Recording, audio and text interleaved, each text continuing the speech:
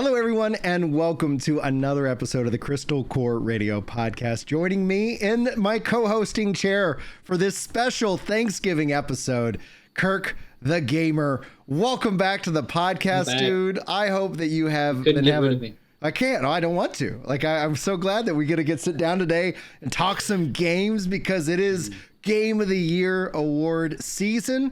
But what else before we jump in, because we got a lot to talk about. We got a lot of games. We got some snubs out there that we want to get to in this special episode. What have you been up to? What have you been playing, man? Oh man, so much stuff. Been playing a lot of Nava and checking out some Unicorn Overlord. So some of the indies that you're kind of learning this time of year that are going to be darlings of the award season.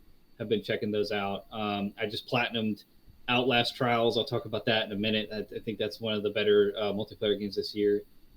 Checking out the Star Wars Outlaws content, the new Star Wars Outlaws expansion. Pretty cool. The fact that they it's a single player game, but they decided, maybe we'll just fix a lot of the problems, even though we can't make money off of that. That's really cool. You would like the game to release in that state, but the fact that they're going to put some work into it now and make the game better for everybody that plays it, you love to see that.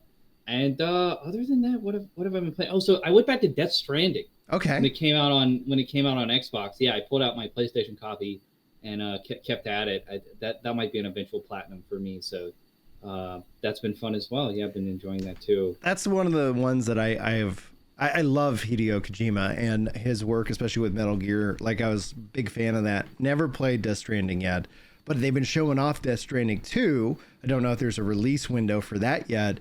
But I was like, oh, yeah, that's something I'm going to have to go spend some time with and get ready for the sequel because it just looks so over the top, pretty crazy. I think when the actual Game Awards do air, I'm sure we're going to probably get some updates from them because, Jeff likes to bring out Kojima at any opportunity that he can. Yeah. So we'll probably get some updates on that. Dude, I think it's supposed to be guaranteed next year. That's the current window. It's supposed to be next year because it's nominated for most anticipated game. Yeah.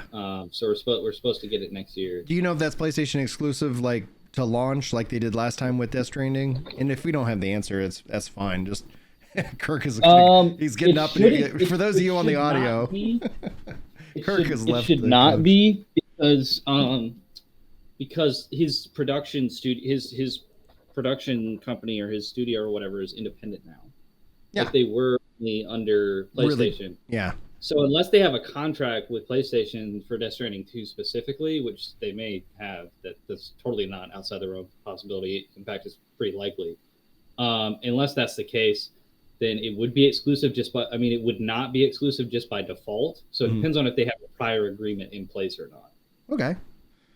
Neat. I'd like to see it come to Xbox. Obviously it seems to have done well. There's been a lot of excitement for it coming to Xbox this week. It's a gorgeous game. Yeah. It looks great on Series X, runs great on Series X. So, because that game's so niche anyway, the people that like it love it, and the people that don't get it, they're like, I don't get it. You're right. Apocalyptic UPS man. You kind of have to be in for Kojima stuff. Yeah. To want to play it, and so with it having the limited audience that it has, I'd love for the people on Xbox to get it. If they want to play it, let the people play it. You know what I'm saying? Yeah, one thing that we haven't had a chance to kind of touch on, and it is kind of what you're hinting at a little bit with Xbox, because we've seen this year being if we were going to say craziest gaming story of 2024, it's Xbox and this weird pivot and the frustration in their communication. But one of the things on a positive note that it seems like that's happening is the Pixel remasters launched with Play Anywhere, meaning you buy it, you can play it on PC or Xbox. Same thing with Metaphor, which is a Game of the Year contender, Play Anywhere. And it seems like we're seeing a shift away from day and date and more into Play Anywhere. And it's so great to see third-party game studios actually start to support that feature. And so there's another couple of games that are coming out, and it doesn't seem to announce it like it is Play Anywhere, but it just launches and then you see that tag on the game, and I'm like, oh, I'll buy it. GeForce Now, basically. Well, it is, and you see Xbox supporting GeForce Now more. GeForce Now is getting so many new updates, but GeForce Now had a update that I don't like, in which that they're talking about not next year, but I guess in a year's time, they're going to start to cap your game time at 100 hours a month, and you have to spend more money if you want to go beyond that. Now my game time doesn't cross over $100 hours a month, but there's like you're punishing your heaviest users, your biggest fans, and so that's a big shift from GeForce Now. We'll see if they roll that back in 2025. If nothing else, my whole feedback to them was just give somebody an unlimited tier. You know, like you can do this and that's fine because for the 99% of the player base, not going to have a problem. But for the 1%ers, just give them a tier just because nobody wants unexpected cost. People like, especially in business, like, can you get my costs fixed so they're predictable and not all the way up and down? Well, yeah, there you go. Then I'll sign up. Otherwise, if it's going to flex 1 month over the next, I'm like, I don't like that. It's not predictable. Makes it hard. Anyway, we got a lot to cover. I'm so glad that you're here. Let's jump in to the show itself.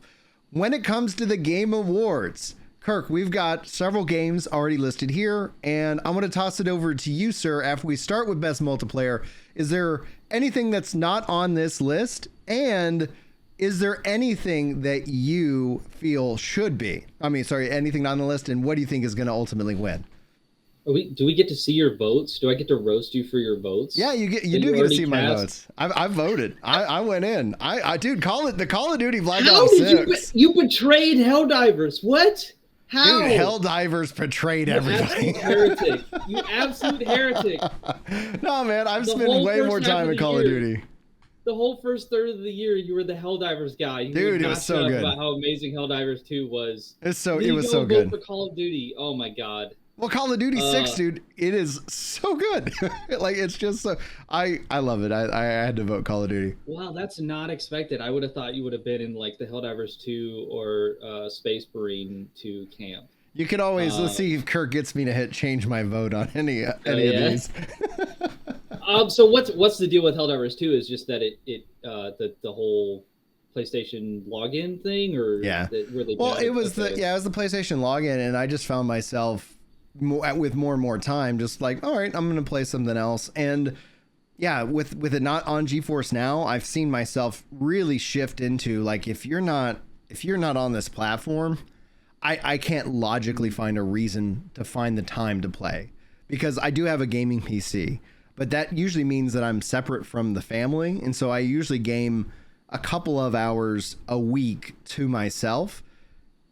If you want me to be able to jump into the library that I have, it's got to have that flexibility. And Call of Duty is on GeForce Now. Helldivers 2 isn't. And that becomes a huge difference maker to me. Not that it's going to be shared universally with gamers, but for me, that actually becomes such an important factor, because accessibility is the bread and butter for dads out there. So do you think that Call of Duty actually wins this category because it's the best Call of Duty in a while? I just kind of assumed that Helldivers would carry it because of the love that game has and the kind of the moment in time that it was. That's a really good question. Call of Duty is a force, and so I could see from a voting perspective, people like I would have, like, do we know what game won last year? Do we remember that? Was it also Call of Duty? I know who won for us. It was Remnant 2. Remnant 2, baby. So good. And it's like, and Remnant 2 is on GeForce Now. Like, how does Brian vote? Well, let's behind the scenes. I would say Baldur's Gate 3. Oh, of course. Sure. Baldur's Gate swept last year. Yeah. Yeah. So this is pipe dream stuff here, but I talked about this earlier in the year, and like, you're not a horror guy, so I totally get it.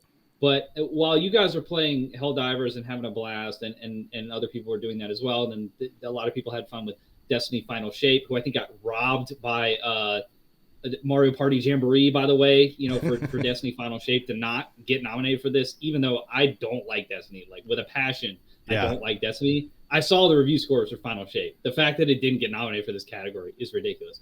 But Outlast Trials, oh my god, I just got the platinum in it. I have like 130 hours. This game was my Helldivers. This game was my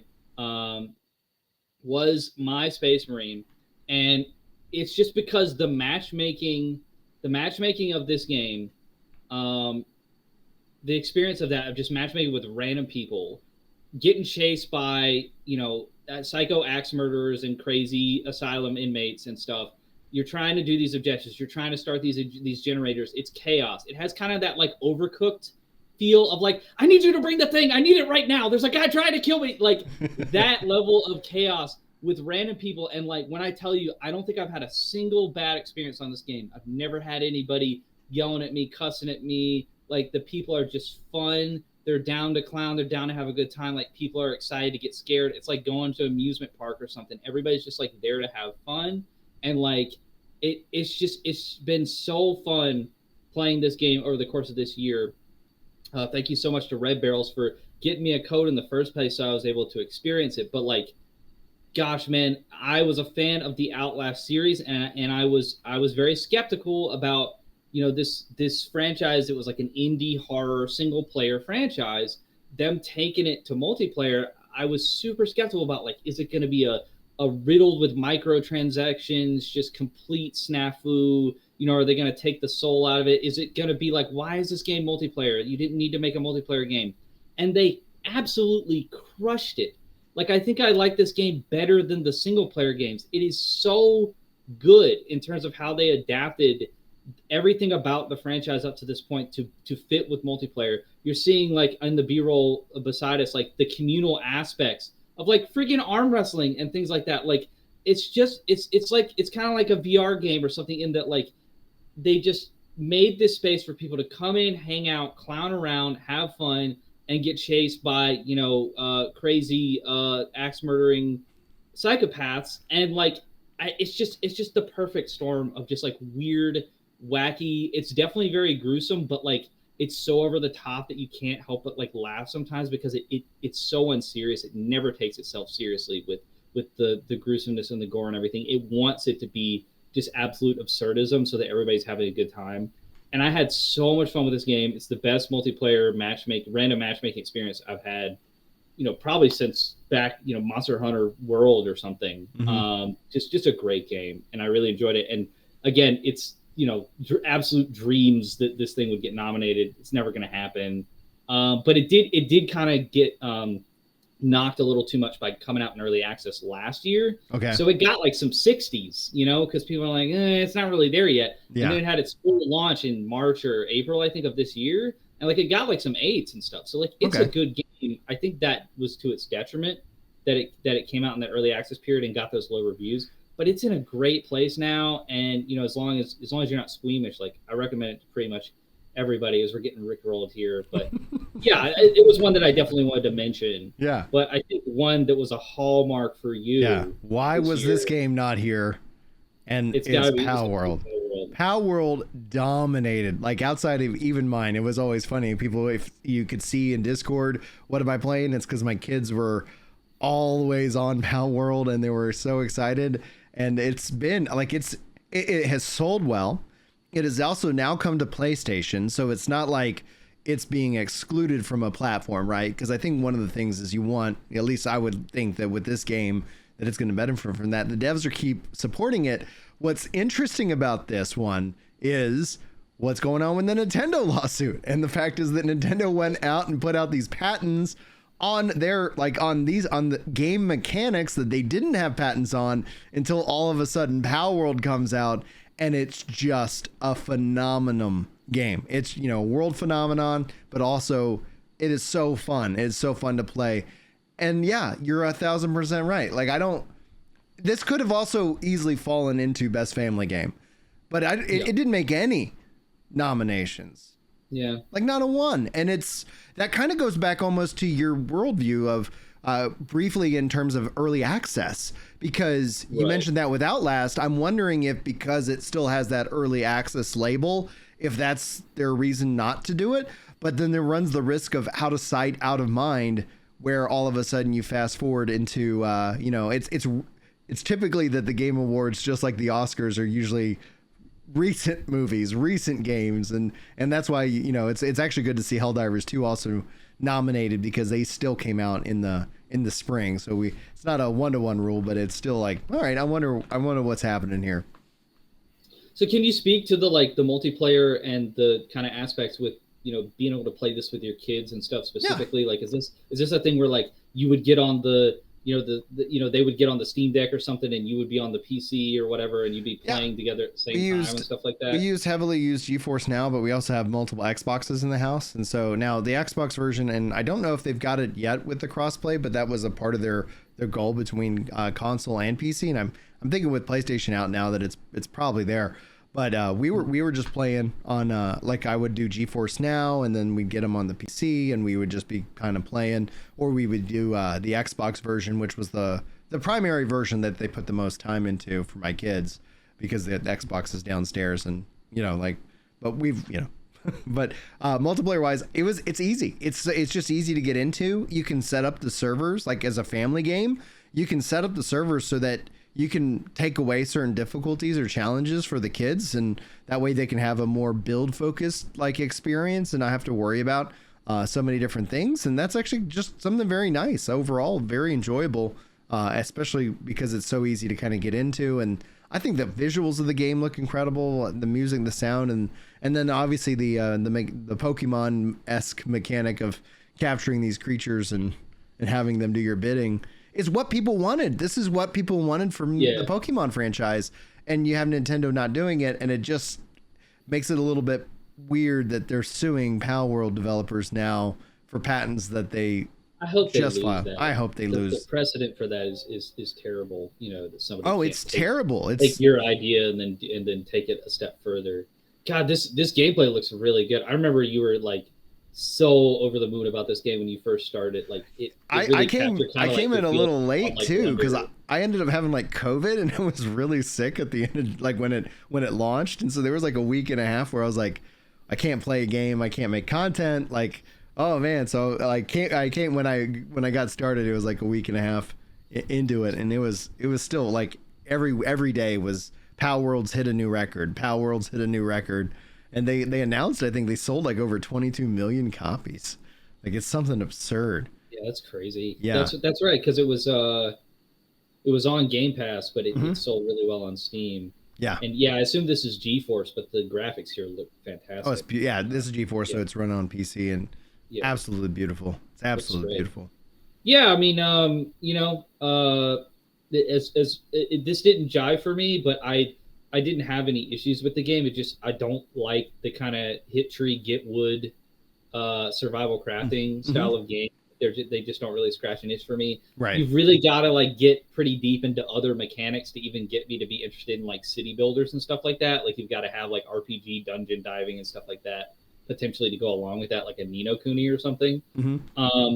But that being said, I understand, I get the appeal of this 100%. And it really like, made a lot of people light up in terms of the experience that was on offer here. It was a global sensation on the internet for at least 2 weeks. And, if it's going to have like a full release next year, I hope it gets its due and can get nominated or whatever for maybe one of these categories that we're talking about, because it's only going to get better. So, when they have an official release, I think that as long as the competition doesn't kind of outperform it, it deserves to get some recognition there. So, I agree. So back to our best multiplayer. What do you think? Who do you think wins? Gut is Helldivers. I got to go Helldivers. Call of Duty is an interesting. I just hadn't really even been thinking about it. By the way, I just want to shout out Tekken 8, one of the best games. I was going to ask you about, because I know you had a really good review of Tekken 8 when it came out. Fantastic game. It's weird being here, but I think sort of the life of Tekken 8 is dependent on that multiplayer. And I think Street Fighter 6 might have actually been nominated for this category the year prior. So that's kind of how these fighting games get their recognition, is by getting nominated in this category, other than the fighting game category, obviously. But I just don't think it has a chance at winning this with the competition that's here. The only thing I can think is you might be onto something with this Call of Duty, because if you would vote for it, there's probably a lot more people that I wouldn't expect to vote for it that would vote for it. And it's just such a massive franchise. I wasn't going to get this game, but it was in Game Pass, and I'm so glad for that. Like, all of a sudden, I was like, oh, this is great. Like, and it's the first one that I've stepped back into doing the campaign. I haven't done the campaign since the 360 era.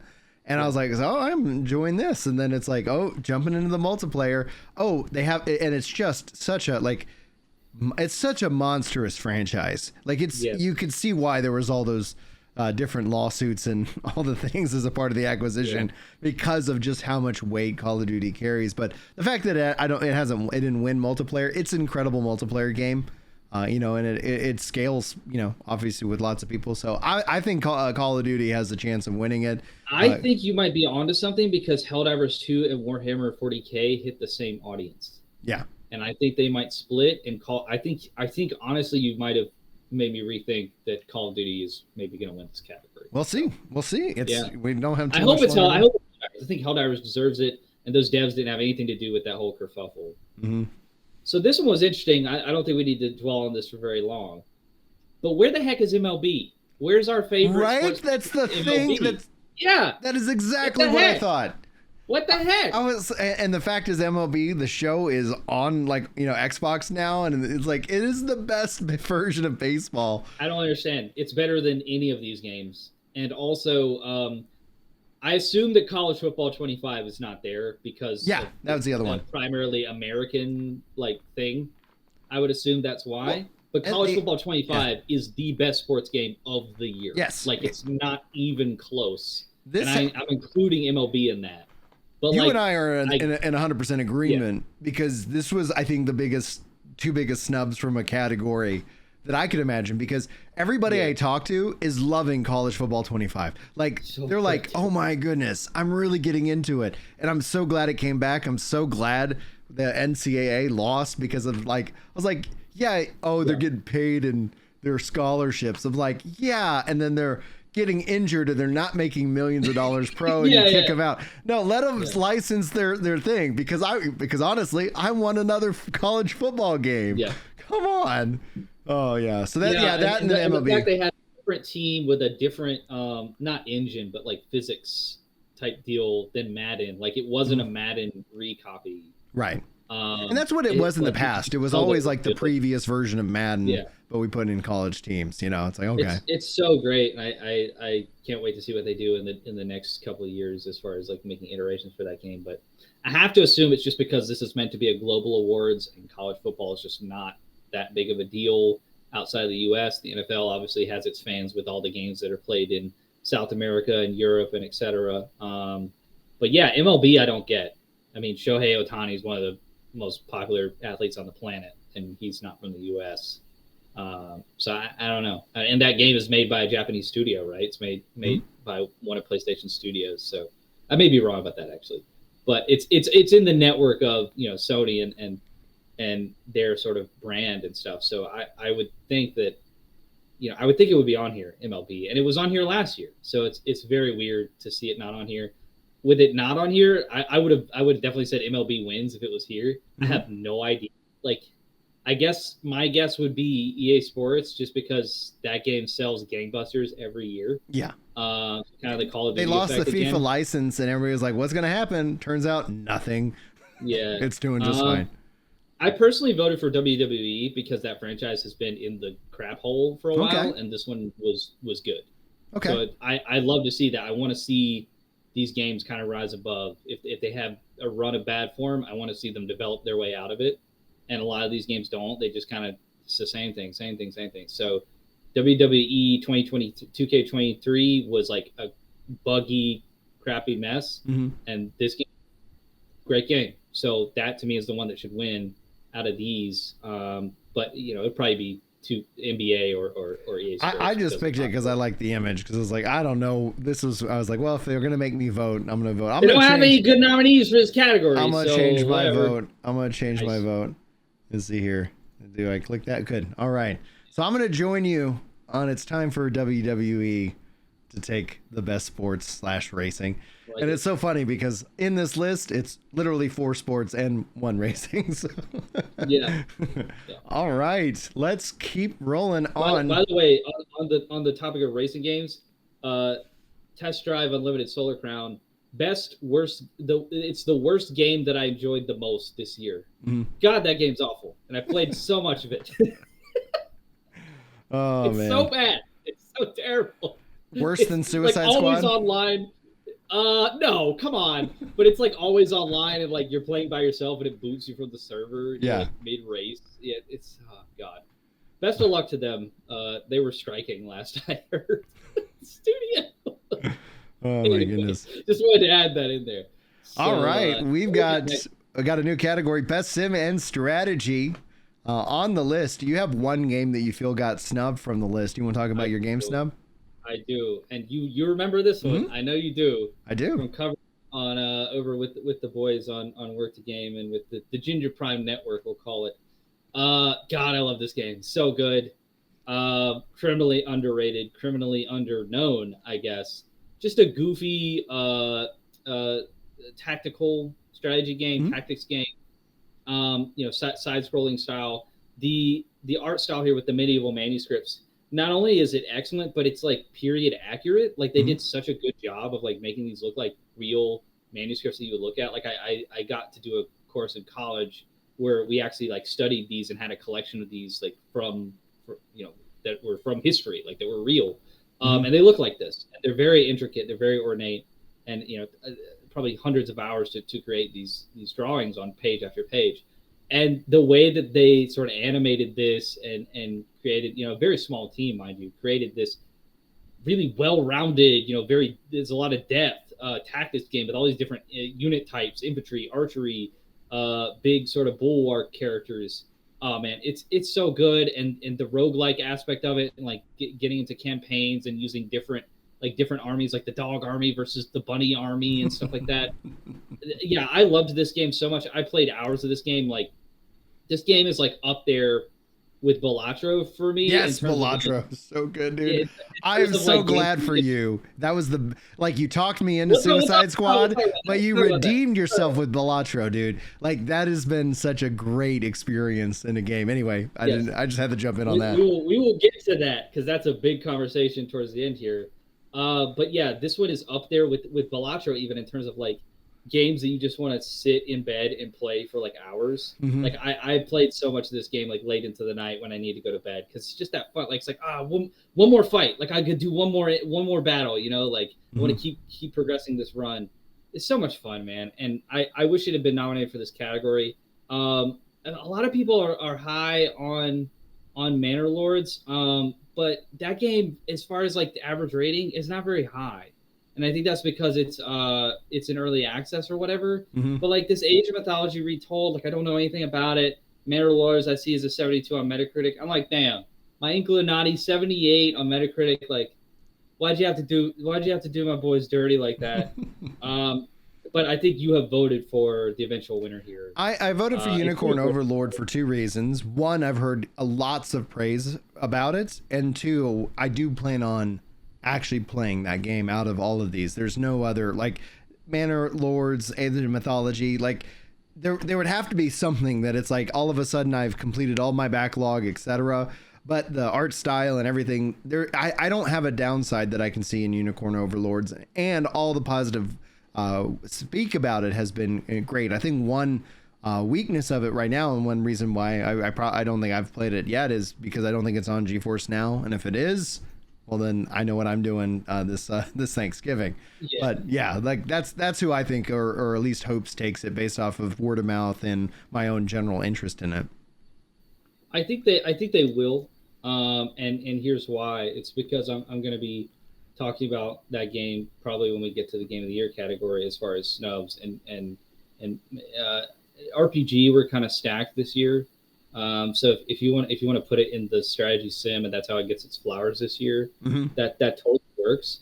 But as far as like just best games of the year, it's got to be up there. I played a little bit of it, and like the amount of depth that's going into this game, like it's like there's like 50 different unit types, I think. And like, basically the way it works is the combat is like, you don't control it. Like it's not turn-based. So you're like watching it play out based on like things that you've like preset.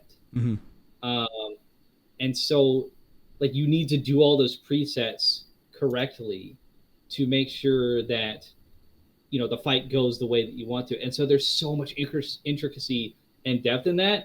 And then on top of that, it also has like an incredibly excellent story on the same level as like Fire Emblem Three Houses and Final Fantasy 16, you know, like that medieval kind of era type of epic narrative. So like this game could have been in narrative, this game could have been in RPG, and it definitely could have been Game of the Year.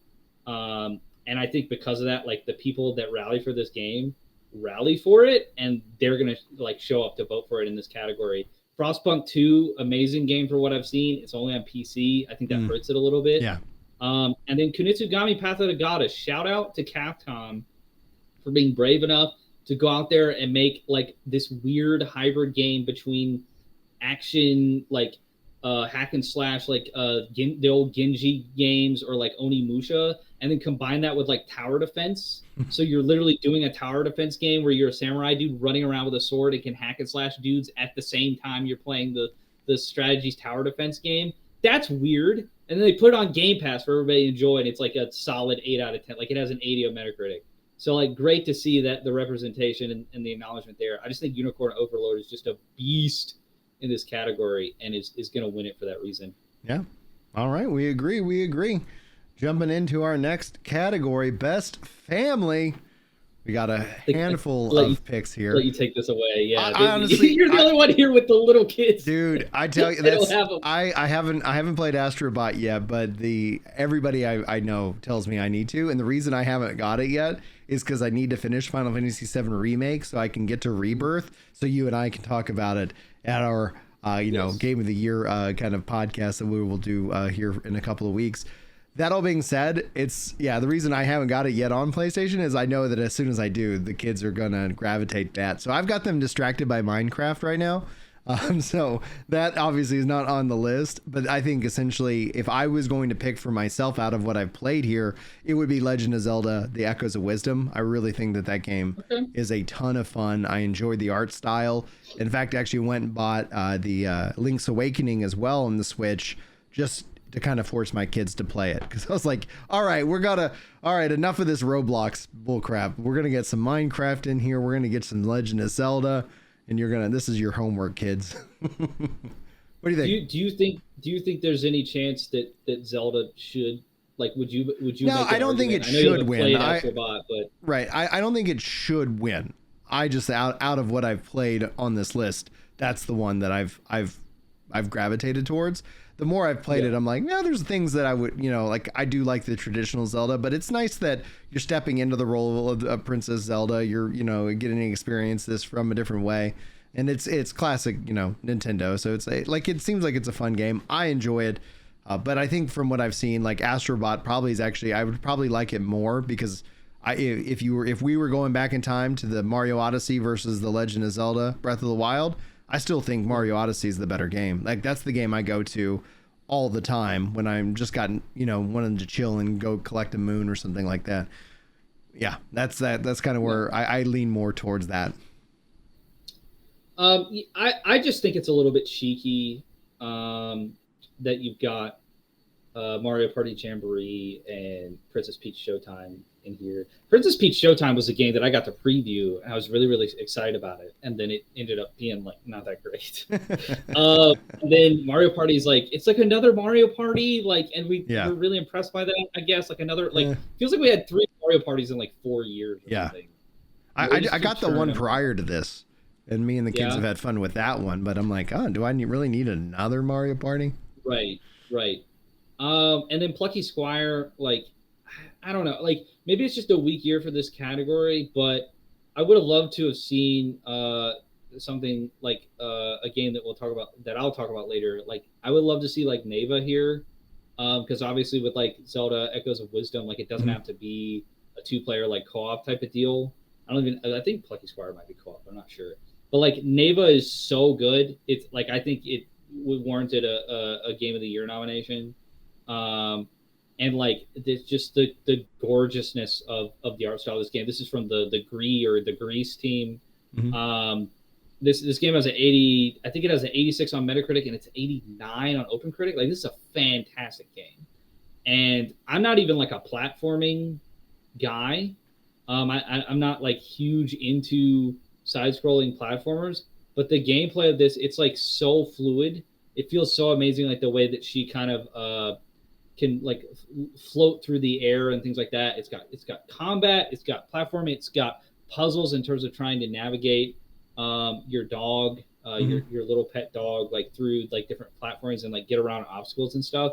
I love the way it looks. I love the way that it plays, and I just think it's fantastic. I think they've leveled up their game from a game that was already really, really good, and I think it's nominated for like Game of the Year for like other awards. Like it might have been in the conversation for golden joysticks. I definitely think it is for one of the indie game awards that is going on now. But yeah, like this game is really, really good, and I think it deserves to be in every category that it can be in, and so I would see this as one because it's about like a girl and her dog, you know, like I would think that would work for this.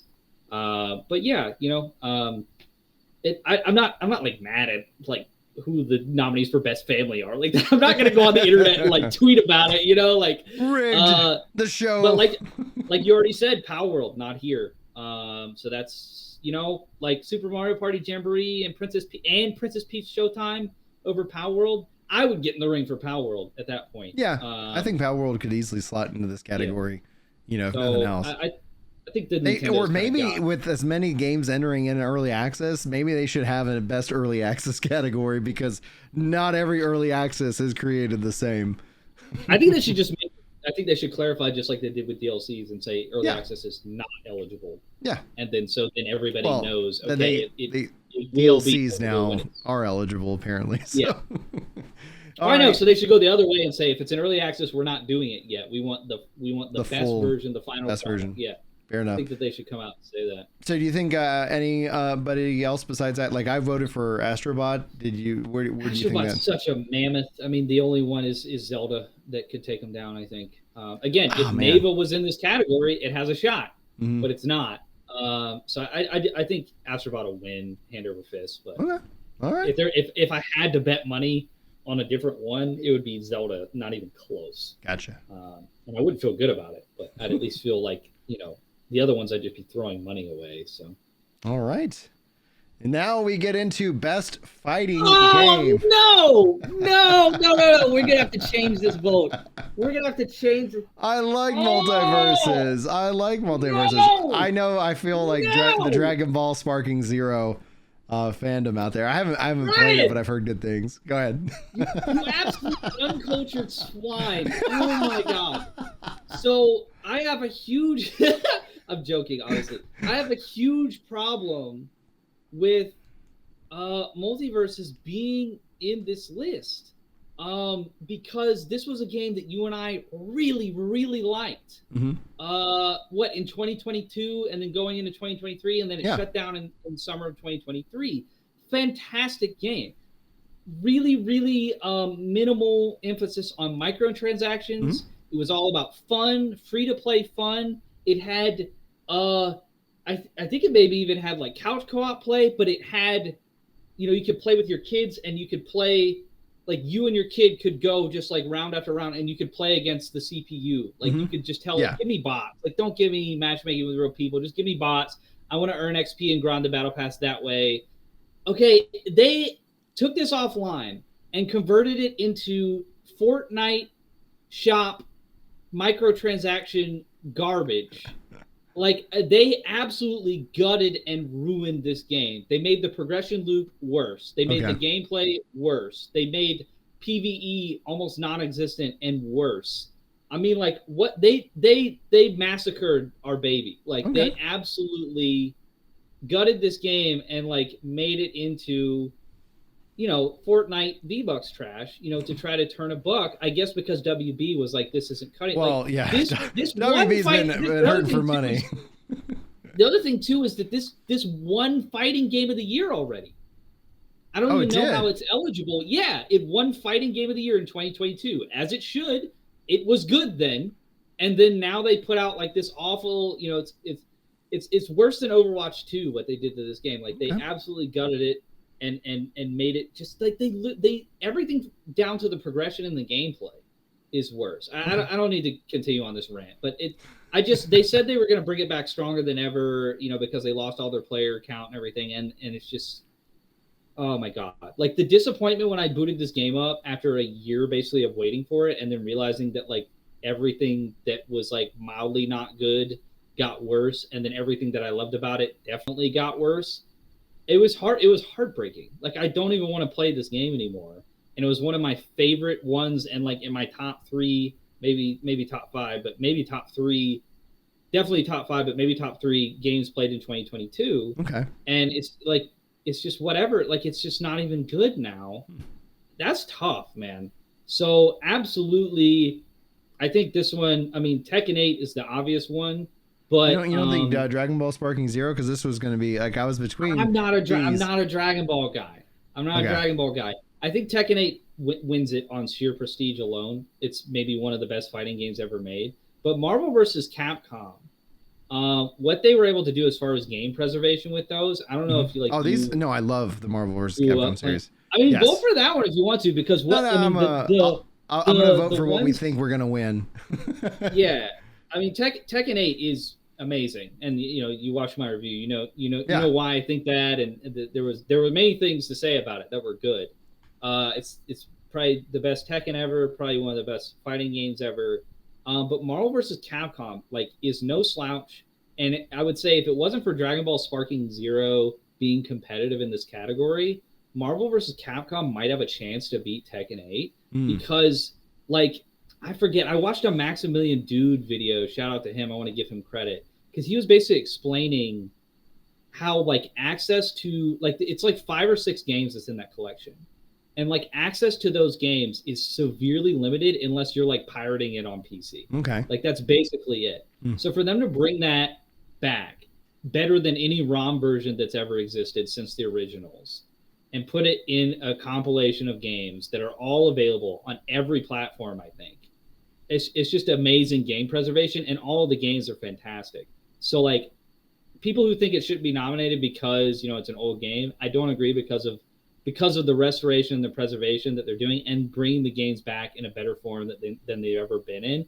And you can play them online. That's the crazy part. You can play them online against people, these games that came out in the 1990s. So that's so freaking cool. And yeah, this is the one that I think should be in instead of Multiverses. It's Undernight Inbirth 2, which is a fantastic anime style fighting game. You're going to see that the gameplay is absolutely gorgeous. It's like a 2D style. Beautiful. Yeah, I love 2D style. I don't know how this didn't get in. Pretty much everybody that knows fighting games, when they talk about this category, they're like, I thought this would have gotten in. It's nobody's really upset about it because it's it wasn't going to win. But the fact that this can't claim not even a nomination, yeah. Yeah, put it on, they need a nomination for the box or whatever, come on. So the fact that Multiverses got in, especially when these guys sent me a code, I'm going to be a little bit partial. I'm going to be thankful for that. They sent me a code. I played it. I really, really enjoyed it, even though I don't really go for 2D style games. I really traditionally have liked the Tekken 8 and Mortal Kombat 3D style. This game is fantastic. It won me over. The art style is amazing. The character design is amazing. The movesets are really good and varied. I think there's 35 different characters or something crazy like that. Oh, wow. It's a really, really good fighting game. And the fact that Multiverse got on there just because people have heard of it and think it's the same game. I'm sure you thought it was the same game it was in 2022. It's not. They made it a lot worse. I didn't remember that they won in 2022. I was like, oh, yeah, I had a great time with it. I would absolutely vote for it. I've heard a lot of good things about the Dragon Ball series, but it's fighting games were my bread and butter with RPGs as a kid, and then as we got older, I think they just ended up moving more into shooters and RPGs. So those are just kind of the two primary genres that I play, but I still have a deep love for fighting games. This gives me some Guilty Gear style vibes for sure, and it's you're absolutely right. The art style and everything looks absolutely smashing. It's really good game. And it deserved to be nominated. And yeah, Multiverses, get it out of here. The fact that it already won should make it ineligible. Yeah, anyway. I agree now. It's an easy change to the vote. I didn't have a lot that was invested in this category, and I was like, oh yeah, Multiverses. They relaunched it this year, or we were gushing over it. It was early access though. That's tail end of 2022. Oh, dude, it was so good. I had such a good time with it. It was. I really liked it. All right, let's get into Wow, guys, get RPG. him. Get him, guys. Come on. Come on. It's the Final Fantasy channel. Come on. Get him, guys. What are you doing? I love it. I love it. I think Dragon's Dogma 2 is going to take it. Yeah. What? You think it's going to win? You think it's going to win? I think it has a chance. I think it has a chance. It's a great game. I've really enjoyed it. No way? No, there is absolutely no way. Are you kidding me? Really? What do you think is going to win? This is like one of the most stacked. I would say it's last. I would say it's last on this list. See, all of these games are great, except for I haven't played Like a Dragon, and I haven't played Rebirth, so I didn't feel like I could vote for Rebirth because I haven't played it yet, and I haven't played Shadow of the Erdtree yet. So I was like, well, out of these two games that I've played, I think essentially Dragon's Dogma 2 would take it because of the action RPG draw, because that does draw in a lot of people. There are people who are not interested in playing a turn-based RPG, which is what Metaphor is. But yeah, like that's where I was like, what do I think is going to win? I think it's going to be Dragon's Dogma 2. But, 7 Rebirth is also a part of the Game of the Year category as well. Yeah. So I guess it's Metaphor. And as is Metaphor. Yeah. Those are three. Yeah. And that's where it's like when I'm casting my vote here, I was like, well, I think, you'll see what I voted for Game of the Year when we get to the category. But yeah. Okay. So what do you think? What do you think is going to win? Which one out of this list takes it? What snubs were there? Dragon's Dogma 2. Is it just the fact that you really, really enjoyed it? I mean, because you said you're playing Metaphor now. Yeah. And you're still going with Dragon's Dogma 2 because of the action RPG aspect. When I think about, because I was thinking through like who do I think is going to take it? It's like I give it an extra point because it's action RPG. For me personally, I like the turn base. You mean? Yeah. For when I talk to gamers in general, that's usually the vibe I get. I'm more of I've been enjoying more of the turn-based stuff. Like I told you in our little pre-show as we were kind of getting set up for this, is like I've gotten lost in the Final Fantasy 7 Pixel Remasters. Just finished 4, absolutely smashing, adored it. Started 6, so I end up starting in these games at different paces. So I haven't jumped back into Metaphor, and that's one of the things why I personally knocked it over Dragon's Dogma in my vote there, namely because I've spent way more time in Dragon's Dogma 2 than I have in Metaphor. I plan to change that, but we'll see. I'm surprised you didn't give it to Rebirth just on your experience with Remake. Oh, honestly. Dude, Remake is phenomenal. Remake is so good. Final Fantasy fan. Yeah, well, and that's the thing. Like, I didn't feel like in this case, I was like, well, I'm going to play it. I haven't played it yet. I have played Dragon's Dogma 2, and I really loved my experience with it.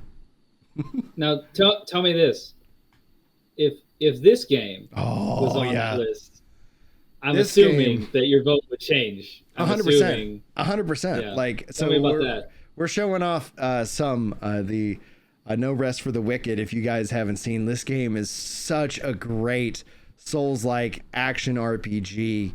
It's kind of in the thing that it's unique to it. It's got that Diablo isometric kind of look and feel, but it's not Diablo. And the team behind the studio is Moon Studios, who made Ori. The Ori series is making this game. I did not know that. Yes. I did not know that was the same developer. And yeah, same developer. And this is something they've been wanting to working on for, like they say, like the last 8 years, off and on, like as they were working on other projects, kind of jotting down notes and planning out the game.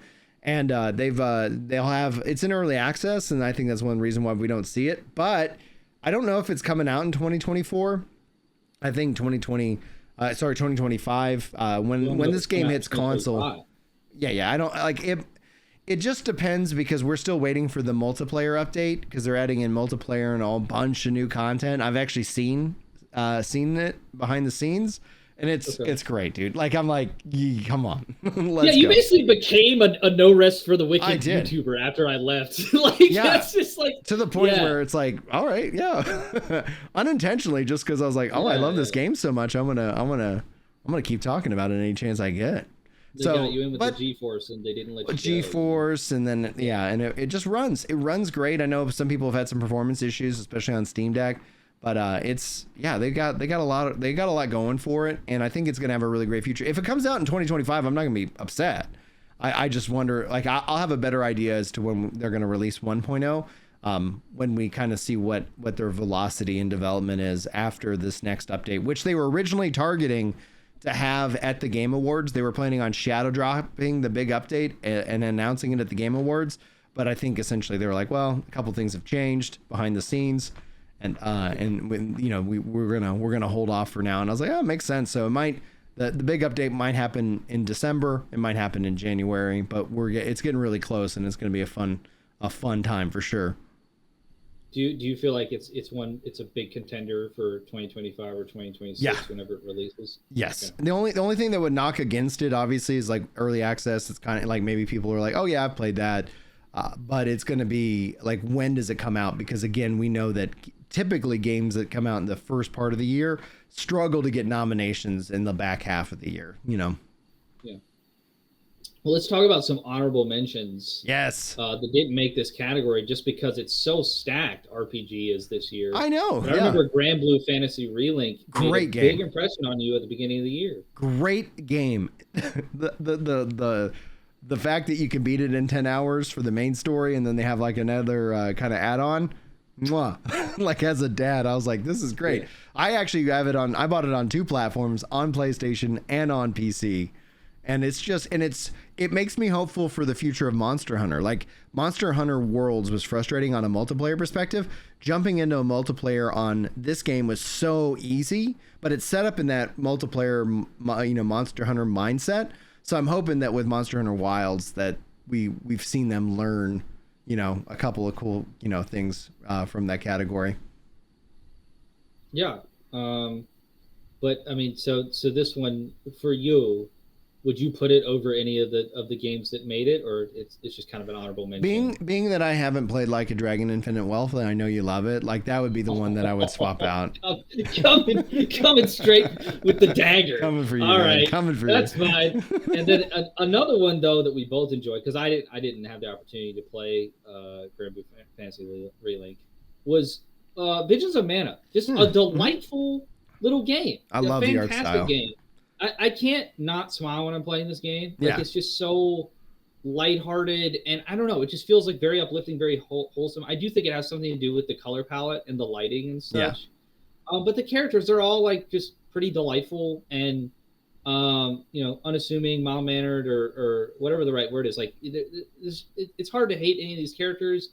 The story is interesting. The world is just a great place to be in. Mm-hmm. Like, it feels like kind of like kiddie Final Fantasy, or like almost like a Zelda-fied Final Fantasy to a certain degree, like in the vein of like a Genshin Impact or something. Yeah. And I love the vibe. Like, I love what they've done with the Mana series to kind of differentiate it from Final Fantasy and their other major IPs. And like, this is one that I really enjoyed, and I'm surprised when I looked at, you know, because I was like, oh, it's not nominated for anything. I looked at where it landed, like as far as review averages, and it's like down to like 75, which I was really surprised about, because I really enjoyed this one. I had a good time with it.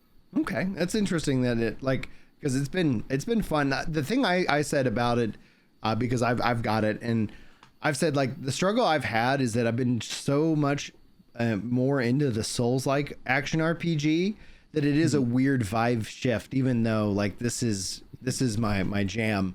And yeah, I haven't beaten it, but it's one of the things that, like, yeah, I'm glad I have it. I'm looking forward to continuing to sit down and find some time to play it, hopefully over the holidays. But yeah, it's gorgeous. The combat's fun. Absolutely, no complaints. All right. So are we gonna change my vote here, like in terms of best RPG? I think you should just. I mean, like, so obviously, I think that Like a Dragon Infinite Wealth is amazing. You know, I guess I'll go ahead and talk about it here, in that, like, you know, it's definitely a snub for Game of the Year, but it's one that, like, I totally expected. Like, I know one of a former colleague of mine is pretty popular. He's actually very surprised that it didn't get nominated for Game of the Year, and I'm not. I've seen this song and dance before. You know, I was really, really in on the original Like a Dragon, the first turn-based one that they did, and, you know, I thought it should have won Best RPG over Final Fantasy Remake. We know how that turned out. Mm-hmm. And so I just figured, you know, again, especially with Metaphor this year, I mean, even without Metaphor, probably wouldn't win this category over Rebirth. Even though I think it has a higher review averaged by like 1, maybe 2 there was points max. there was some online, Twitter X back and forth. And then Metaphor just comes in and smashes the whole, place open. Yeah. And the story behind that's interesting because if you think about it, like Metaphor's like, we hit 1 million units sold. This is great. Everybody's like, woo. And it's like, Square Enix is like, we sold 4 million units. Nah, it didn't.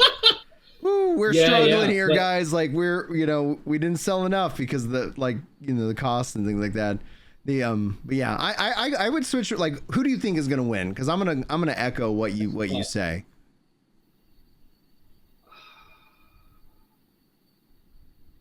I don't. I genuinely don't know. Yeah, that's why you just got to guess. I think my gut tells me Metaphor. Okay. I think because people didn't react. Sega's been on fire too lately. Notice you'll see 2 Sega games in this category. They deserve it. They crush every Persona game that they've ever made.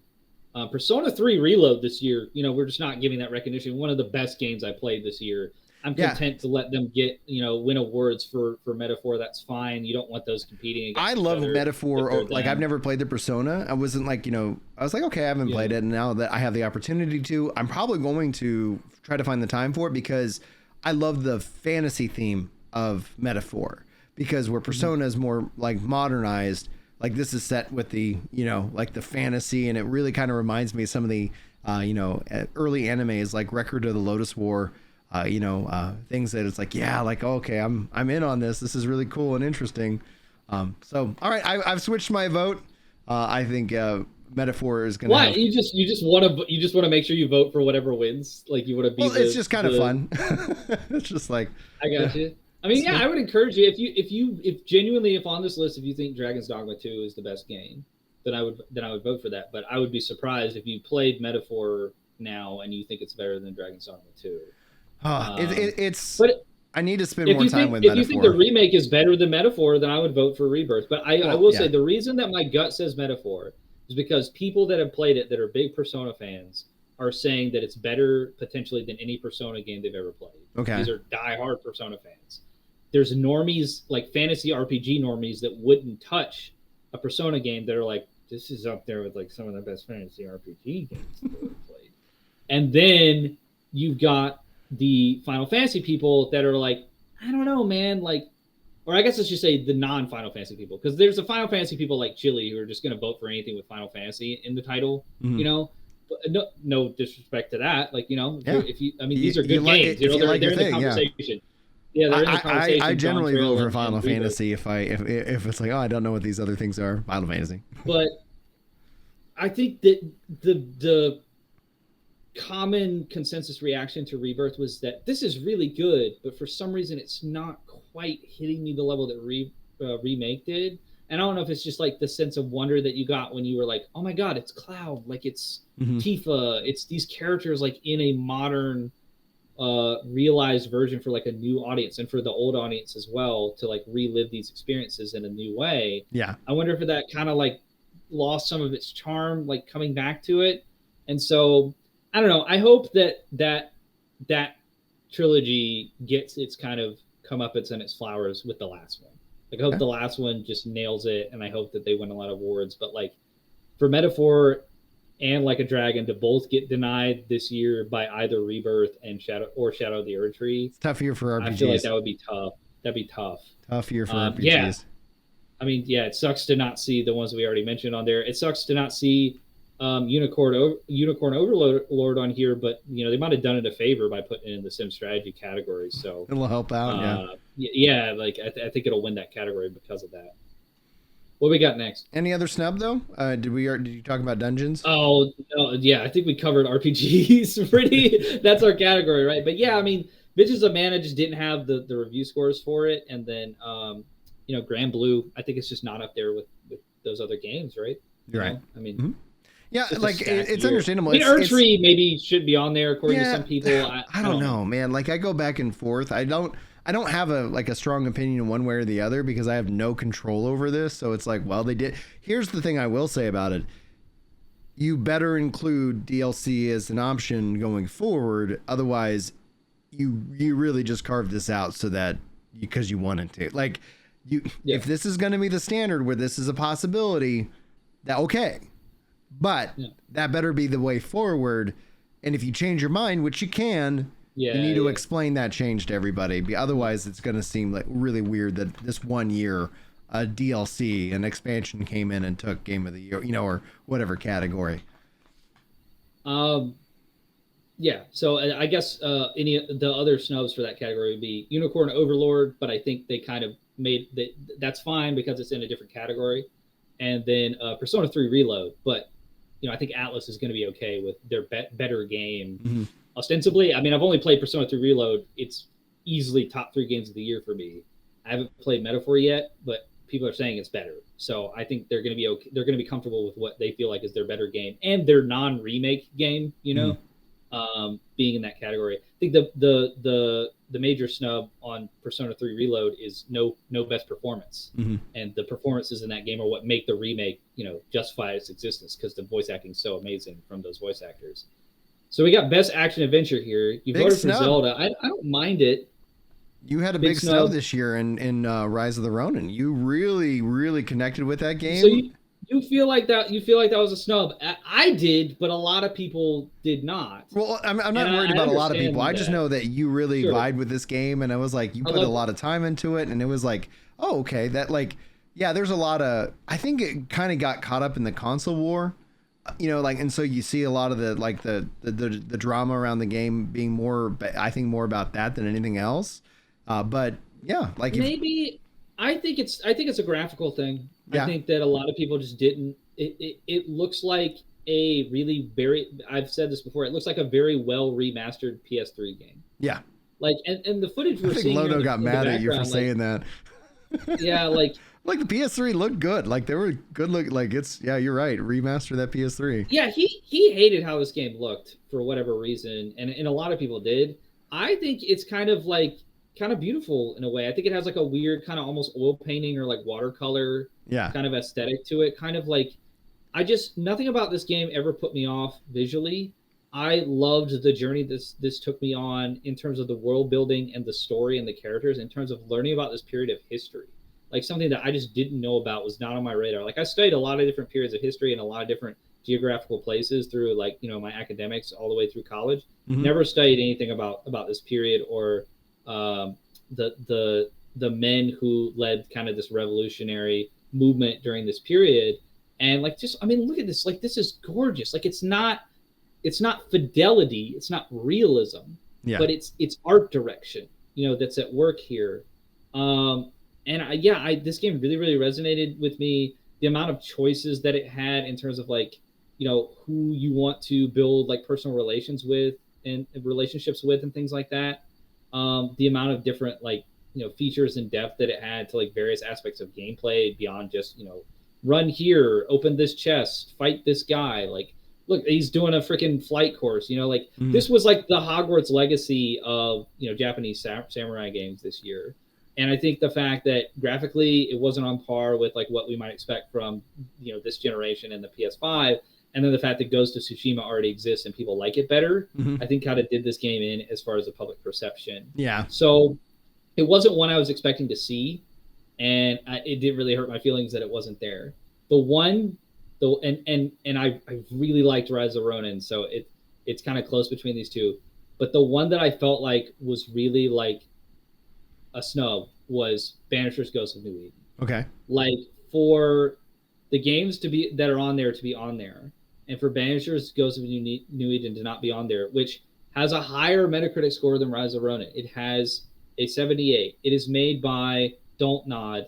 It's made by a section of Don't Nod that is smaller.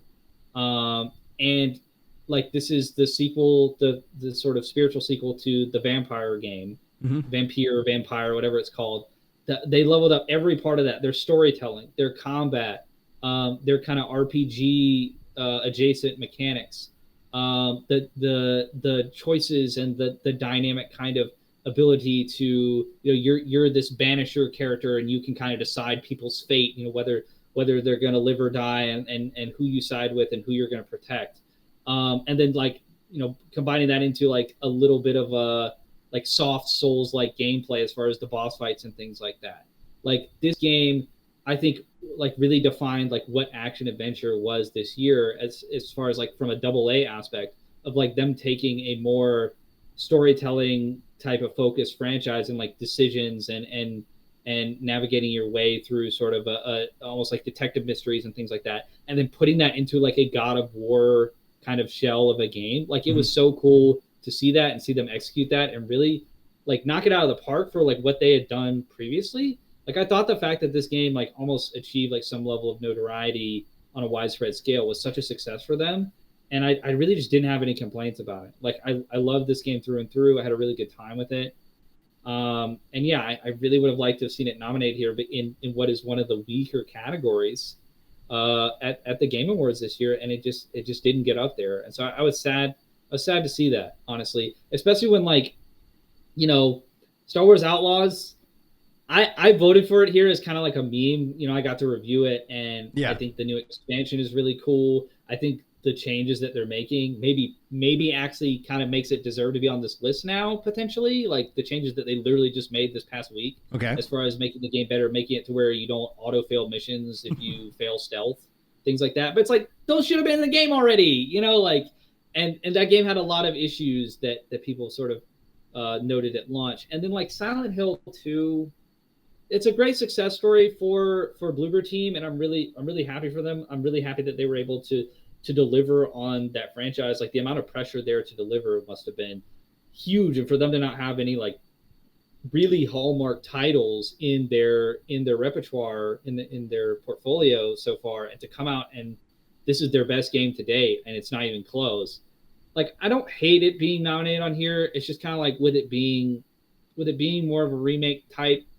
I think I'm just a homer for those two games that we just talked about, and Outlaws is kind of weird being here. So it's almost like, you know, I just think Banisher should have been on here. I don't know who I would take off. Prince of Persia is obviously a game that we really it was like. a great game.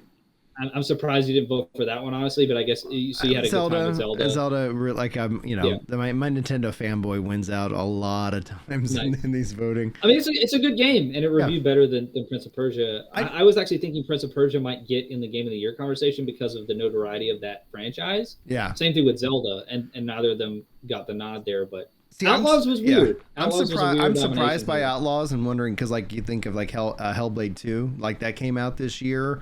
I've heard a lot of good things. I played it for a little bit. It's the first time I stepped into Hellblade, and it's a very cinematic, you know, kind of experience. It reminds me more of what Sony tends to produce for like kind of their first party.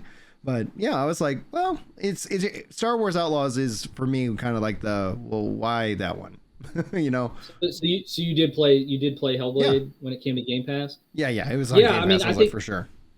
I think that's another one that it's like it probably deserves to be there more than Outlaws. I hate to say it. Like I loved Outlaws. Look at the production quality on it. Like it's but like I'm saying, like this is what I feel Sony delivers on.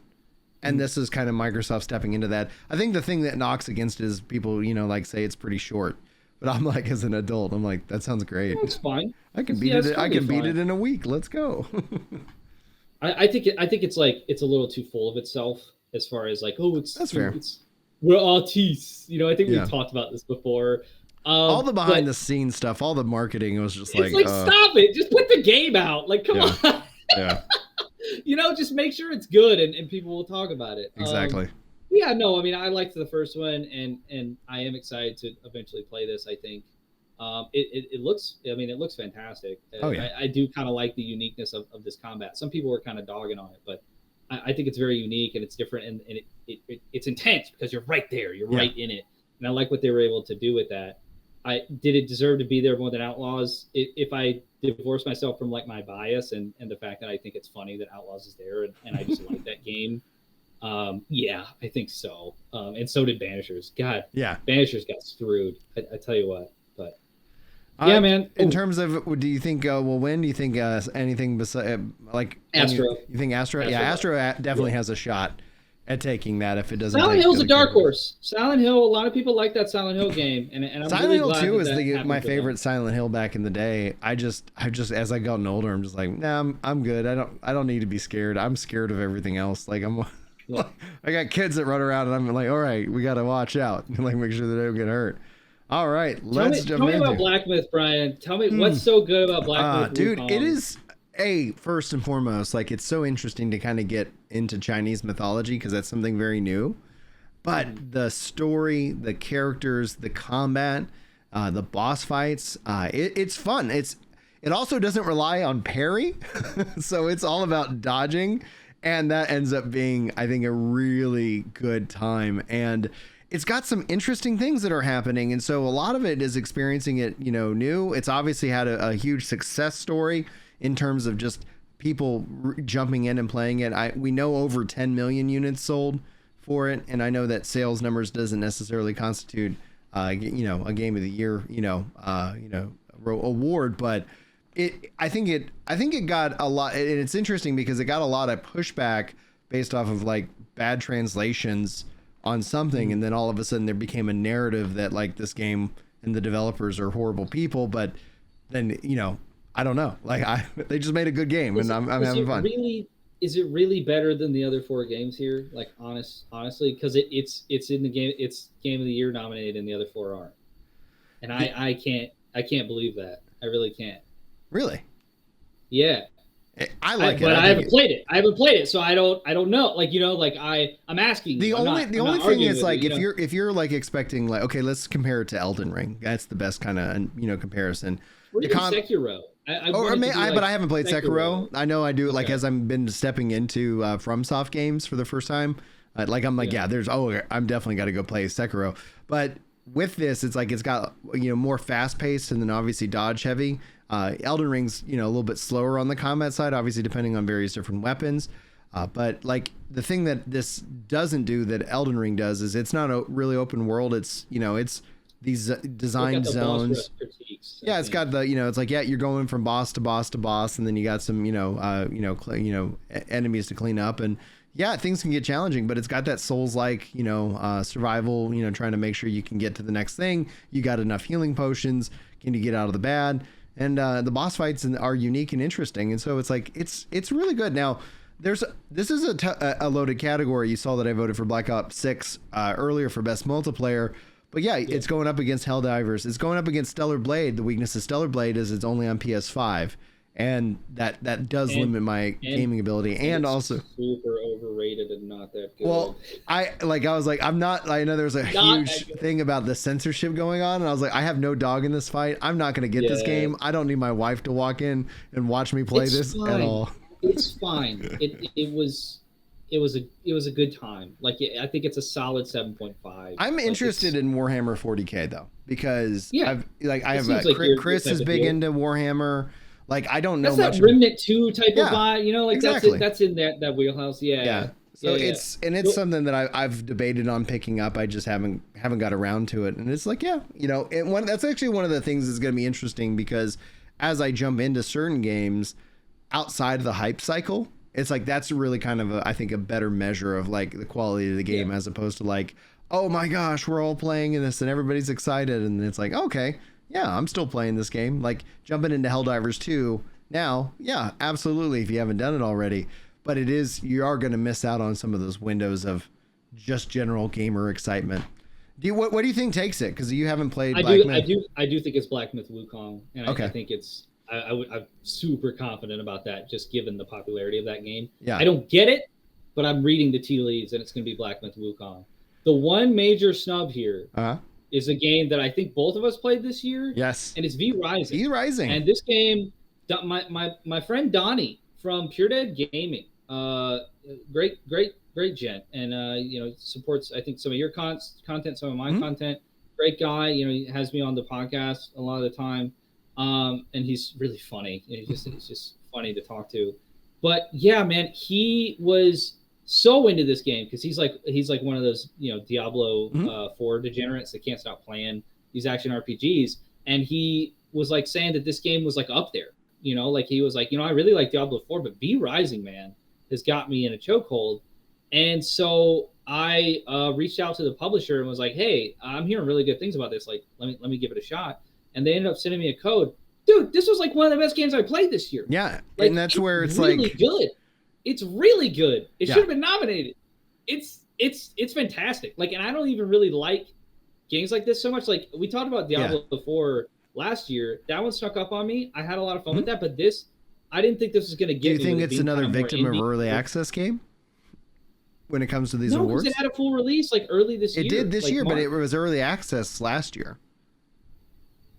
That's the pattern that I see. It's not an 83 on Metacritic. I think it has the scores. It has the Castlevania license. Like it has everything going for it. I think it's just not enough people know about it. I really do. Fair. I mean, all those games, like everybody knows what those games are that were nominated. But this one has a higher. V-Rising has a higher Metacritic, I think, than any game nominated in the action category. Yeah. Any of them. Maybe by like 1 or 2 points, but still, like this game was phenomenal. I beat it. In this day and age, when like you don't have that much time, the fact that I beat this game, like I think that's a testament to like how much I really enjoyed it. And the combat was so good. I really liked it, and I wish it had been nominated. And obviously you got the base building and stuff like that as well, but just the combat of it all, and like the grinding for like better loot and stuff, and then being able to use those with like special abilities and stuff, so cool. And like the spells and the different builds you could do, I just had so much fun with it. So wanted to shout that game out, and I think it deserves to be there way more than Stellar Blade. Way more than Stellar Blade. Yeah, I think V-Rising not on the list. Well, and it's like, call it action game. I guess that's fair. But yeah, I would say this is a pretty stacked year. I haven't heard negative about any of the games listed right here. True. All right, let's jump into.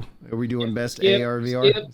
Skip. Good. I was like, I have no mobile game. I did go for Balatro. Yeah, I was like hands down for sure. And then best debut indie game. The debut indie. I have a bone to pick with this category. Okay. And we're gonna go kind of rapid fire here because we're getting towards the end of where we need to be. Pacific Drive, man. I reviewed that game. It's a quaint little game, but it's design-wise, it's got too many hiccups and too many frustrations to be nominated here. Yeah. And I think it's just the fact that it got that PlayStation exclusive marketing push, and so people know what it is, and it has a cool art style. And so people are like, debut indie, and then they nominate it here. There were so many good indies this year, especially from studios and like individuals that had never put a game out before. And Pacific Drive and Mandaloids and even Plucky Squire. There are some games out there that deserve to be here more. For instance, I got the opportunity to play Ultros. I got sound by accident. I got the opportunity to play Ultros earlier this year. Like, Metroidvania is back, baby. Classic Metroidvania. This game is so unique and different in terms of its art style, its color palette, and like what you're doing with sort of the whole like bio regeneration and recycling, and kind of the whole world is alive, and the aspects that has into the gameplay and like leveling your stats and stuff. It was so cool and unique. I really, really enjoyed it. Small team, debut game. It's an 81 on Metacritic. Should have been nominated. Okay, look at a game like Arco. It's almost kind of like an indie Desperados. Oh yeah. Like real time, like Chrono Trigger style gameplay where you're moving around, and then you get a second where it's like, all right, what are you gonna do? What are they gonna do? And then you both attack. It's really cool. The story is really, really good.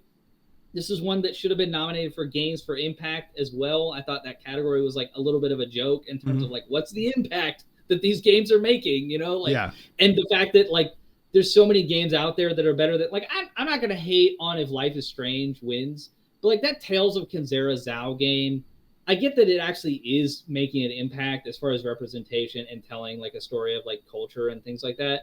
But there's much better indie games out there that didn't get the marketing push, that didn't get to be on Keeley's stage last year, that just because that happened, people know what that game is, that came out and are in the high 80s this year as far as like what their overall review score average is. And this game is one of them. And this game is so good that even the Balatro creator, Balatro and Arco are both nominated for the Indie Game Awards Game of the Year. And he said, vote for Arco.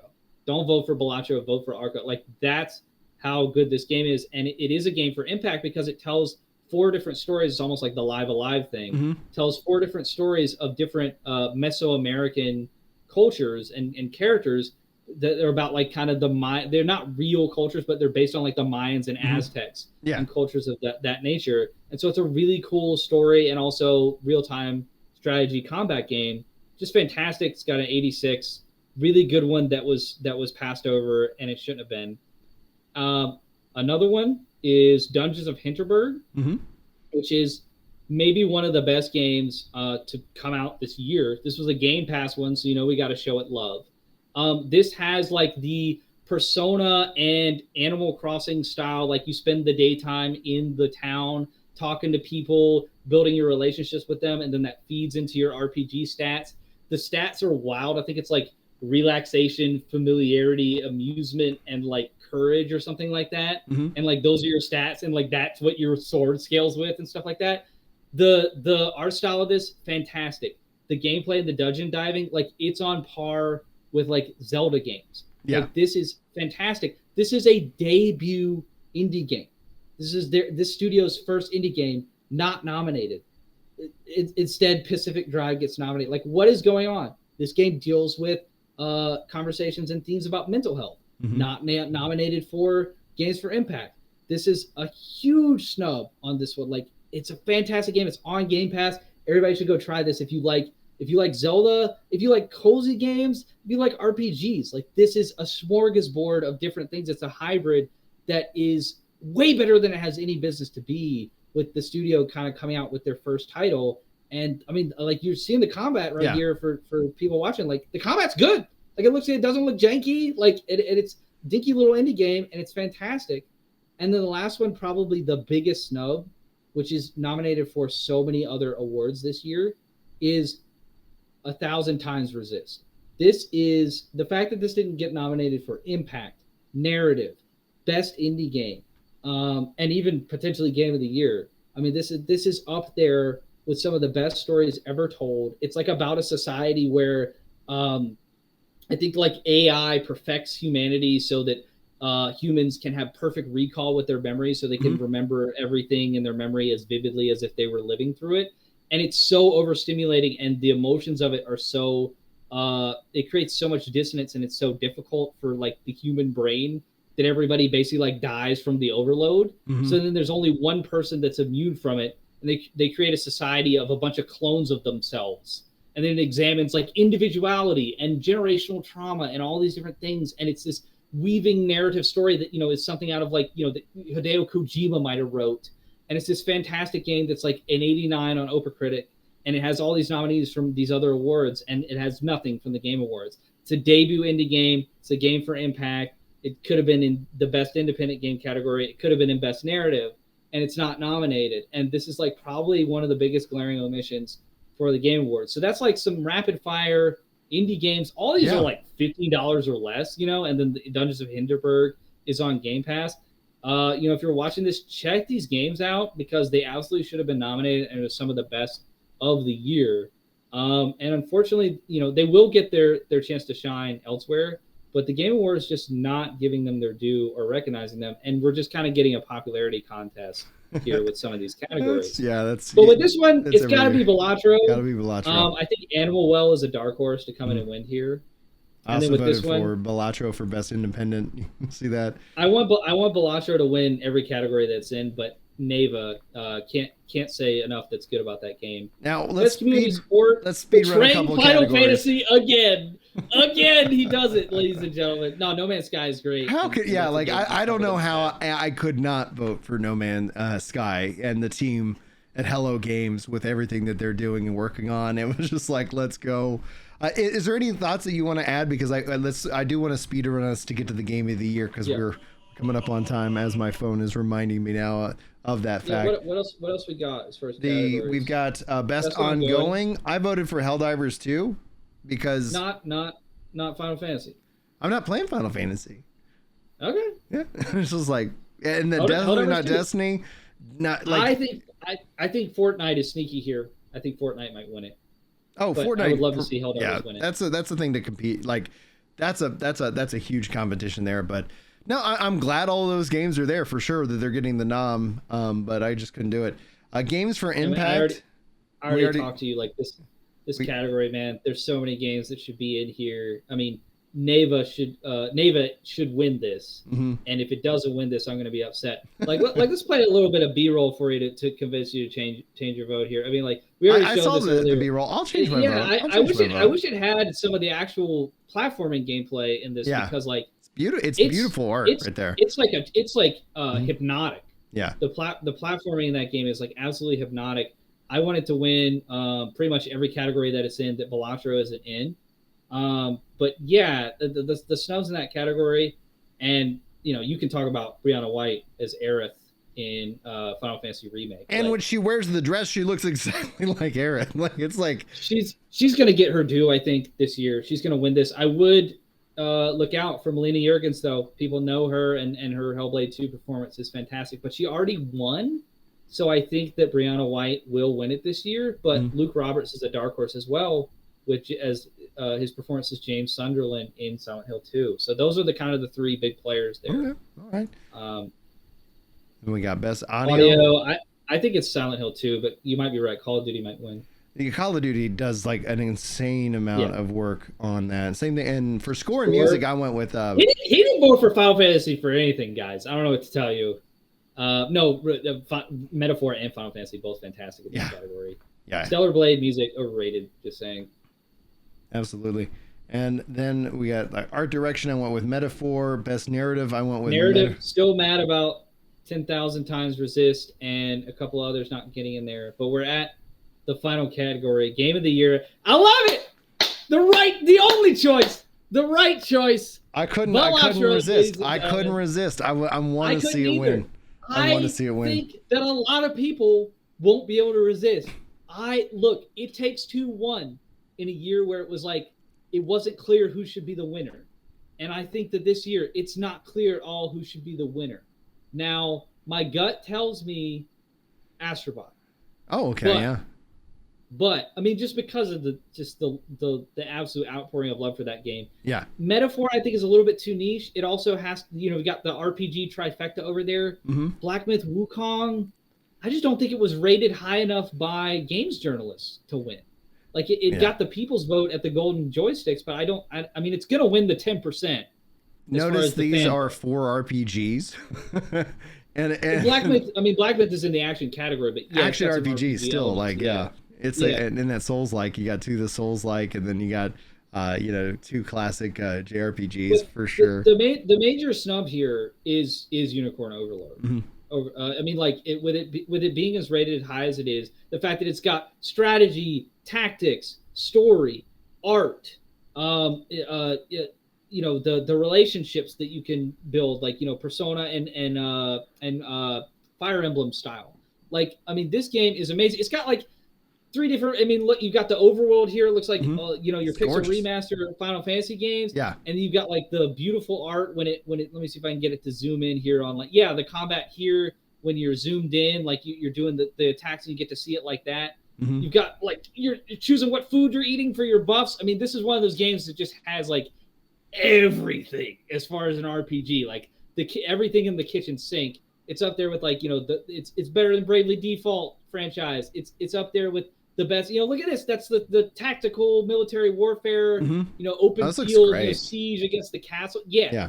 Like this game is one of the best of the year, and it might have gotten screwed by Erdtree being up there.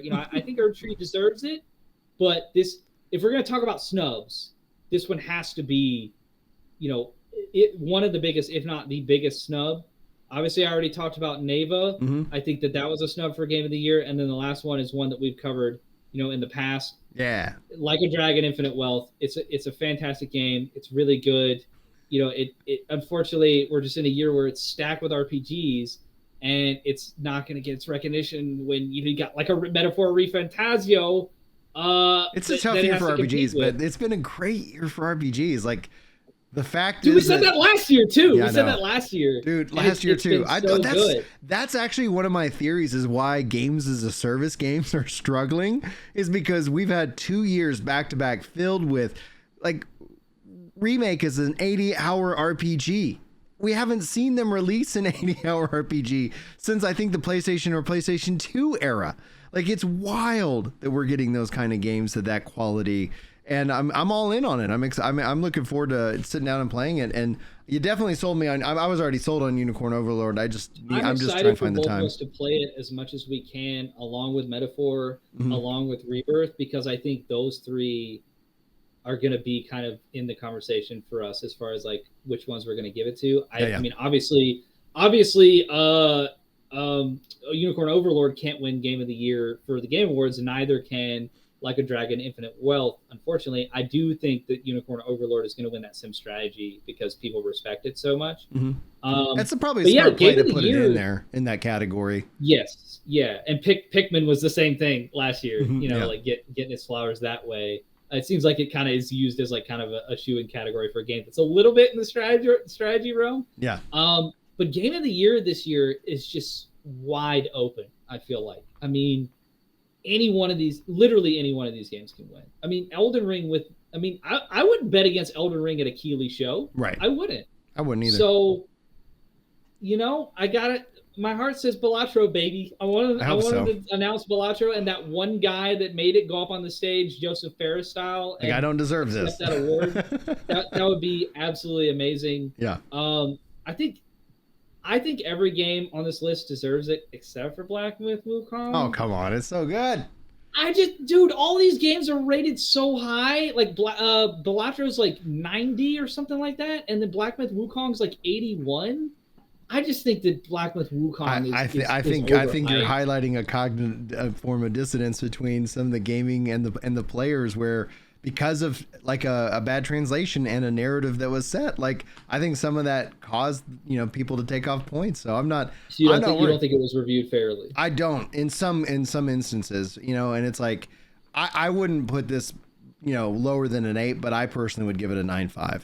It's just like the thing for me is just like Dragon's Dogma 2. It's poorly optimized for console. Yeah, and you know how I feel about that. That's why we didn't give it to Baldur's Gate 3. Well, and that's one of the reasons why I'm not fighting, or upset that Dragon's Dogma 2 wasn't nominated for more things because it like and you and I talked about it when it came out. And I was like, gee, now's the answer or wait for maybe the PS5 Pro or the next generation consoles to be ready to rock and roll with it, because it definitely struggles on console and even on lower end, mid-range PCs. Like if you have a high-end PC, Dragon's Dogma 2 is a beautiful, beautiful experience. Yeah. But that's such a great like Ginger Prime network journey that me and Ken were telling you about Balatro like at the beginning of the year, and you're like, I don't know, I'll have to check it out. And then now at the end of the year with all these games, and you're like the RPG guy, the fantasy RPG guy, Final Fantasy and Metaphor, and you're like, it's literally got that. It's really got that one more game problem, and that's like one of the best things you want in a game, where you're like, yeah, it's 2 a.m. I really should go to bed. I'll do one more. I'll just do one more and see how far I can go. And it's a treat. I really would love to see something like that kind of game come in and really disrupt the game of the years just this year. However, this is like I'm not going to be upset by any one of these games winning. Like it's going to be so exciting. I will be with Wukong, but that's just me. And I haven't played it, so I know I'm biased, but it's upsetting to me that I can't buy it for PlayStation 5 and expect it to run as well as like even Rise of the Ronin. Like, come on. And I get that that's because it's so graphically like overhauled and just visually it's just stunning. But it's like, well, if it's not going to run well, then what's the point? Right. If you're playing the slideshow, you're not going to have fun. Yeah, exactly. Absolutely. But I think that this year was so controversial in terms of the selections of the nominations that were made that it is the perfect year for people to just be like, you know what? F it. Balatro, baby. Like, let's go. Let's go. I think Astrobot will win it, though. I do. Yeah, Astro has got a great chance. I think Final Fantasy VII Remake, Rebirth has a massive chance, just because of the brand recognition, just the praise that it's gotten. Honestly, I know I didn't vote for it, but like if it wins, that's going to be great because I'm enjoying Remake. I'm looking forward to Rebirth. It makes me really want to see Square Enix like really invest in the Matera system and bring about like some revisions. I've been stepping into Final Fantasy VI Pixel Remaster, and it's phenomenal. And I'm like, oh man, how cool would it be to see them 2D HD this thing up, or or do a remake, like in that kind of style, and be it'd be absolutely wild to see. Anyway, Kirk, that brings us to the end of our Snubs of the Year show. Thank you so much for allowing getting it. Like we were able to get this scheduled, and so we could have this ready to rock and roll for everybody on Friday. Hopefully they've had a great Thanksgiving, but if they're looking for more content or anything, where can they find you? They can find me at What's New Video Games on YouTube. Should have a Marvel Rivals review coming up soon. I think I'm going to take like a softer approach to content in the coming year because as you preach, you gotta put like your finances in your career and your place in life first. And content's always been like a hobby for me, and it was kind of like a thing of realizing that maybe I had a chance to do this. Like I had a chance to go on and do podcasts and do a show with Jeff Grubb and cover games in a bona fide way and write reviews for an outlet that gets counted in the overall score rating for OpenCritic. And I've been able to do that with Pure Dead Gaming. So I've kind of gone on this journey where it's like, oh, I could be a content creator and I could be an actual games coverage person and a reviewer if I wanted to be. And now that I've kind of proved that to myself, like I think I'm just going to be doing content for fun. Yeah. And so I'm hoping that'll kind of bless my content wide open as far as I think it will, because it will be more authentic. It's going to be more genuine. You're going to have joy when you're like, all right, I don't have to do this. All right, I'm just not going to do that. I'm going to go do the thing I want to do. Yeah. And it's going to set you free. That's where it's like, yeah, like have a job, get paid and have all that taken care of over here. Yeah. And sit down and then look at the content aspect of it and be like, what do I want to say? Because then you're not beholden to like, oh no, I didn't like this game that my audience clearly did and now they're leaving. It's like, just be honest. You could be as honest as you need to be, as humanly possible. And it ends up being, it just makes it fun. People like, that's the magic sauce. How is it that I can produce this much content that I do? Sit down and it's like, I'm having fun making it. There's a ton of stuff that it's like, oh, are you going to do this guide or are you going to make that? And it's like, probably not. Like, because I'm not going to. I'm going to play more No Rest for the Wicked. I'm going to be playing some No Rest. I've been working on the Pixel remasters, and it's been wonderful. And it's like being able to like kind of be more commentary based, and the podcast obviously has been. We set out a goal of massive a lot almost every week. I think we said 50. We've got in. You're keeping us so we could take Christmas off with this show, but we'll see. Anyway, guys, please go follow Kirk over at What's New Video Games and on X. And lots. So we're gonna circle back in December too, right? Like we got some homework to do. Yeah, because I got some homework. I'm gonna go play. I'm gonna go beat Remake. I'm gonna play Rebirth, and then I'm gonna. Tell you what, that Dungeons of Hinterberg on Game Pass. Check it out, man. Dude, I need a clone of myself just so that they can play that would be the perfect ideal. Like I clone myself. You ever see like that was Multiplicity or something like that where he clones and every clone gets dumber? Like that actually will work out great. I'll go work. My dumb clone can play the video games for me, and then it's like cool. And then you get home, he's like, "Yeah, it's great." Yeah. And then it's like, "That's how we review it." Man. Colognes. If I can get you to sit down with Dungeons of Hinterberg and Nava for like 2 hours each, you might. I might make a fan out of it. I probably will enjoy it. I turns out I like video games. I probably would just enjoy the fact that I have game time to play. Yeah. Metaphor and Unicorn Overlord. I'm excited. One snub that I forgot to mention regarding the multiplayer is that New World Eternum launched this year, and that is such a quality release. Like everything just got way better. The only downside is that for the returning players, like in terms of, or maybe for ongoing, would have been that. Maybe we'll see that actually step up next year because they're already working on the next expansion. So it's like, yeah, like. I'm happy as can be about that. All right, guys, that's going to wrap us up for this episode. Thank you so much for tuning in. Hopefully you enjoyed wherever you're listening, and hopefully we'll see you here next week. We've been filming these live stream at 3 p.m. Central on Fridays. So hopefully if you guys want to tune in live for that. Otherwise, hopefully you had a wonderful Thanksgiving, and hopefully we will have see a good Thanksgiving weekend, everybody. Yeah, enjoy your time. Good luck on the Black Friday deals. But all right. Until next time, peace.